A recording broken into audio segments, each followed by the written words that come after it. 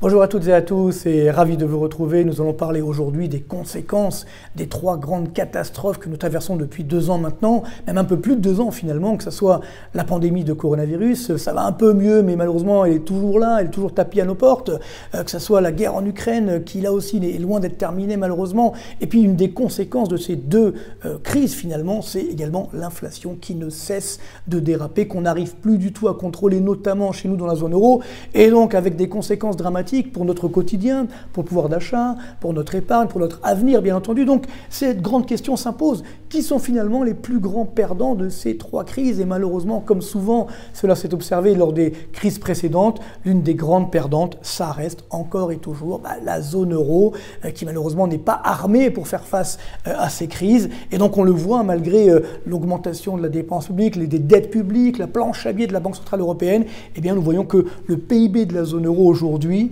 est toujours 1,5% inférieur au niveau de 2019. Donc là on voit l'évolution du PIB de la zone euro depuis 2016 en données annuelles, hors inflation bien entendu, et on voit qu'encore une fois, vous voyez, alors ça a chuté en 2020, ça a redémarré en 2021, mais malgré tout nous sommes toujours 1,5% inférieur par rapport au niveau de 2019. Et si on regarde pour 2022, eh bien là aussi comme l'inflation explose, ça ne va pas arranger la situation.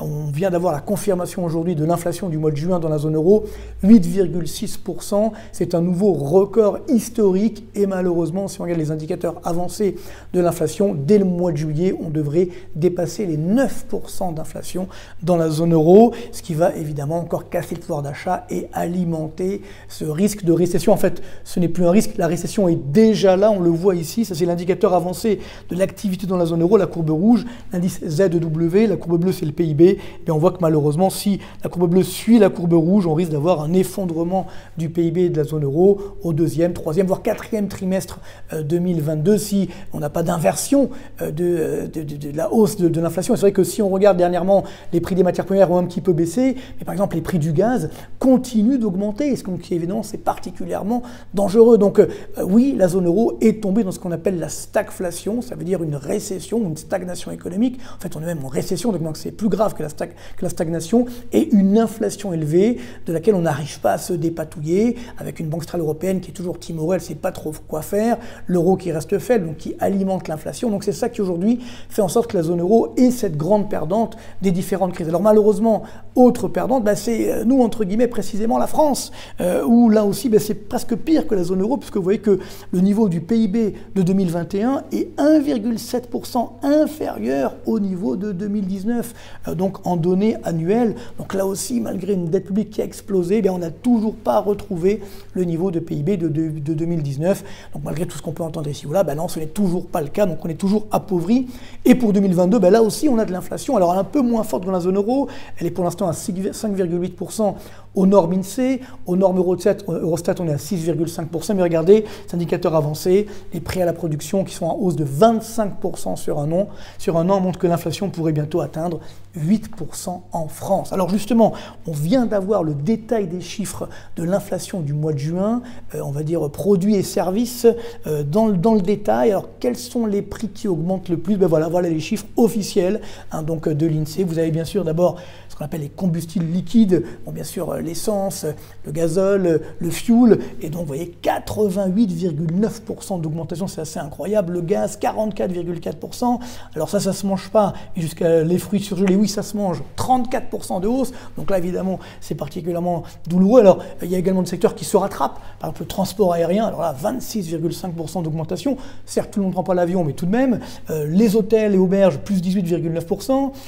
les poissons frais 18,3%, huile et graisse 17,7%, vous voyez les chiffres, pâte alimentaire 15,1%, même la volaille 12,1%, le beurre 9,8%, le sucre 7,7%. Vous voyez, ce sont des biens du quotidien, légumes frais, viande, pain et céréales 6,6%. Au total, les produits alimentaires augmentent de 6,4%, services postaux de 6%. Alors, il y a quelques prix qui baissent entre guillemets. Par exemple, le cinéma et le théâtre concert, moins 3,1%. Oui, on arbitre comme on doit dépenser plus pour les biens du quotidien. D'autres, je dirais, types de consommation, on a tendance à les délaisser. Donc, les prix baissent également sur les abonnements de l'audiovisuel. Donc, tout ça fait que, mais ça ne compense pas évidemment tout le reste. modeste. Donc on a cette flambée de l'inflation. Alors, c'est vrai qu'on me dit souvent comment est calculée l'inflation en France. Alors justement, je vous ai montré ici les pondérations de l'INSEE. Voilà ce qu'on appelle le panier de biens moyen en France aujourd'hui. Eh bien, tout ce qui est produits alimentaires et boissons non alcoolisées représente 14,7%. Si on ajoute les alcools et le tabac, on monte à 18,7%. Donc ça, c'est effectivement la partie, on va dire, alimentaire plus tabac. L'énergie, c'est donc 5,6%. Le logement, c'est-à-dire les loyers, notamment l'eau, c'est 9,8%. Donc ce qui est évidemment particulièrement élevé avec l'énergie. Si on prend la santé, 11,3%. Les transports, 14,3%. Bon, culture et loisirs, 8,4%. Voilà, à la fin, ça fait bien 100, évidemment. Donc ça, c'est le niveau moyen. Donc entre guillemets, on a une inflation de 5,8%. Mais si on regarde un ménage modeste pour lesquels on va doubler, par exemple, la part de l'alimentaire ou de l'énergie dans le panier de biens moyen de ménage modeste, eh bien là, tenez-vous bien, l'inflation n'est pas de 5,8%, mais de 10,4%. D'ailleurs, je vous invite à aller sur le site de l'INSEE où on peut calculer sa propre inflation en fonction de ces différents types de dépenses chaque mois. On peut savoir combien nous avons d'inflation effective. Hein. C'est la différence entre les températures affichées et les températures ressenties. Mais là, c'est pareil. On a, je dirais, un affichage de 5,8% d'inflation en moyenne, mais pour beaucoup de ménages, on est déjà à plus de 10% d'inflation. Et donc, c'est pourquoi cette inflation est extrêmement inégalitaire et donc elle est très dangereuse. Et c'est aussi pourquoi la confiance des ménages s'effondre. On voit ici, c'est la courbe bleue, l'indicateur de confiance des ménages. Vous voyez que, par exemple, lors de la pandémie, vous voyez qu'on est largement plus bas. On était ici, là on est sur un niveau beaucoup plus bas.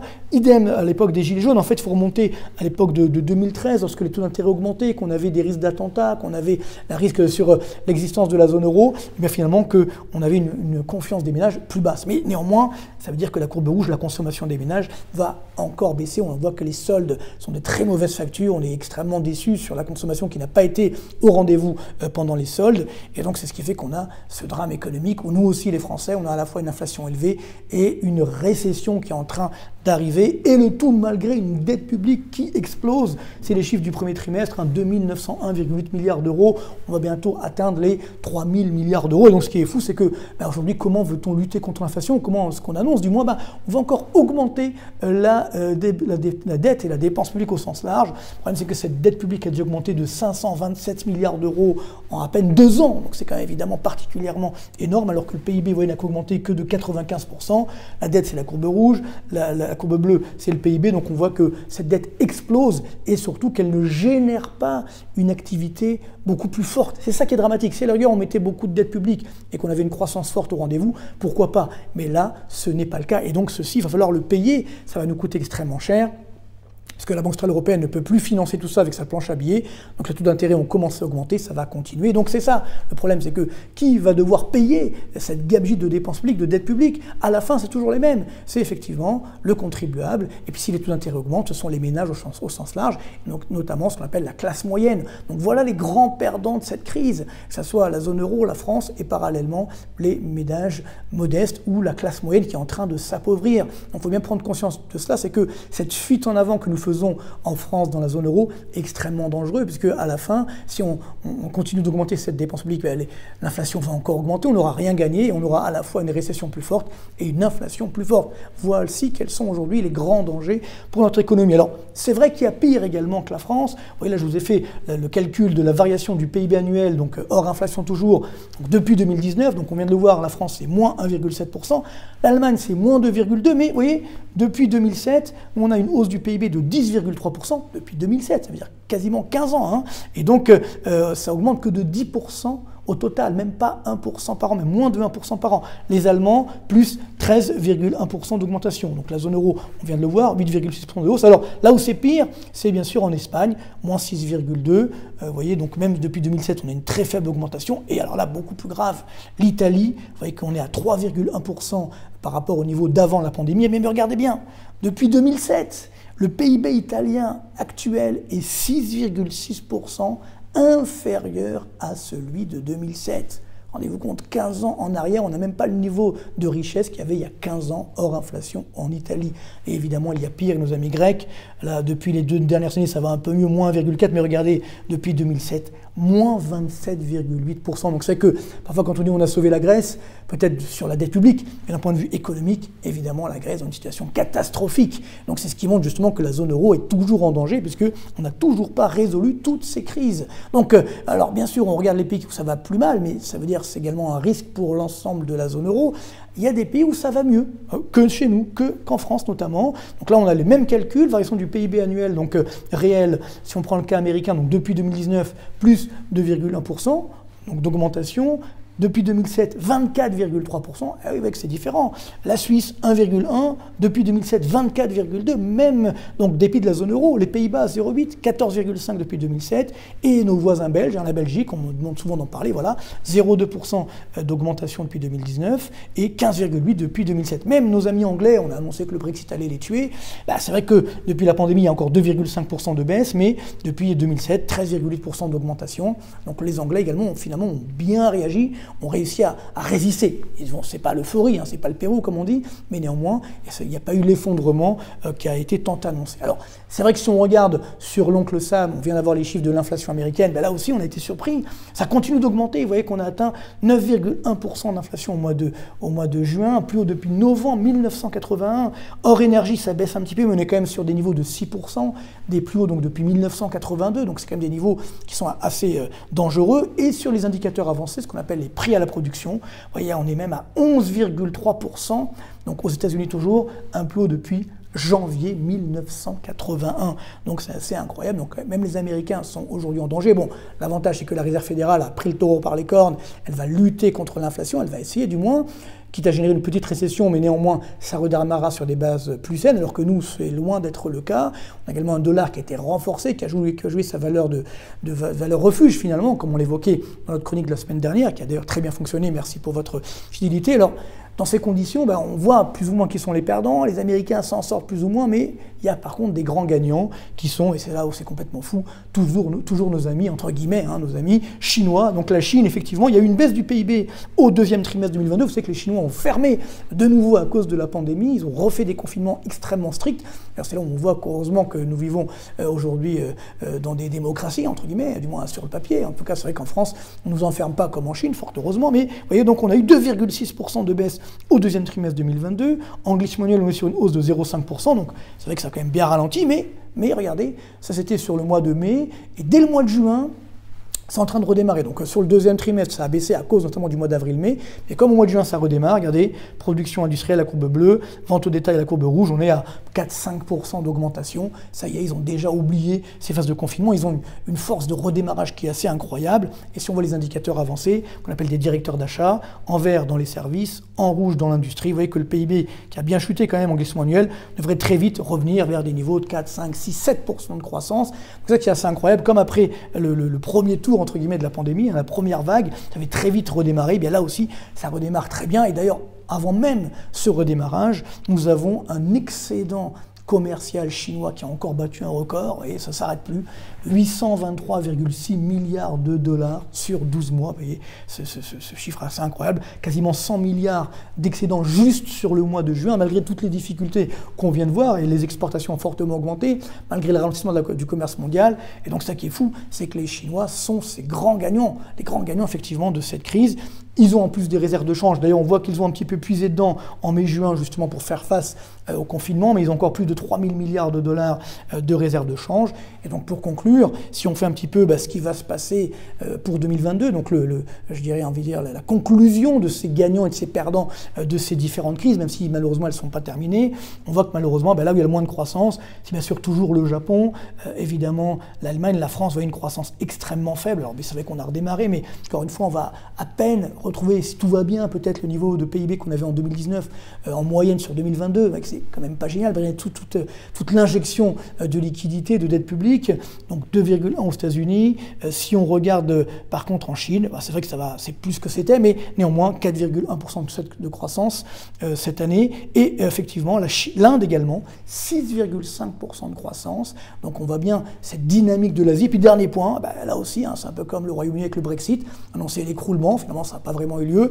Pareil pour la Russie, certains annonçaient l'écroulement. C'est exactement presque l'inverse qui s'est produit, puisque la Russie bat des records d'excédents commerciaux, c'est assez incroyable, évidemment parce que les cours des matières premières ont flambé. Maintenant, on a dit au départ qu'on allait punir la Russie en boycottant son gaz. Maintenant, on dit que c'est elle qui nous punit parce qu'elle ne veut plus nous vendre son gaz.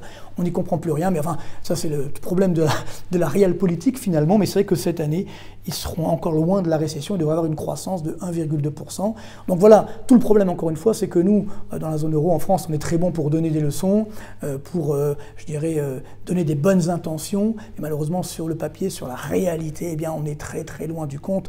Donc vivement que nous nous prenions en main, qu'on prenne le taureau par les cornes, qu'on arrive à lutter contre cette inflation, qu'on arrive à développer la culture économique des Français pour qu'on comprenne que justement, on a besoin de moderniser l'économie française pour justement retrouver le chemin d'une croissance plus forte et durable, bien entendu, et espérons-le, de rester dans le concert des nations, parce que si on continue comme ça, eh bien demain, les grandes puissances, ce seront toujours évidemment la Chine, l'Inde, peut-être un petit peu les États-Unis, mais également le Brésil, voire la Russie, et nous, on risque d'être derrière. Ça serait quand même évidemment bien dommage. Donc, gardons l'espoir, espérons qu'on repartira vers le haut, mais c'est vrai que pour l'instant, nous sommes les grands perdants de ces crises que nous vivons depuis 2020 jusqu'à aujourd'hui. Bonne continuation malgré tout, merci pour votre fidélité et à très bientôt.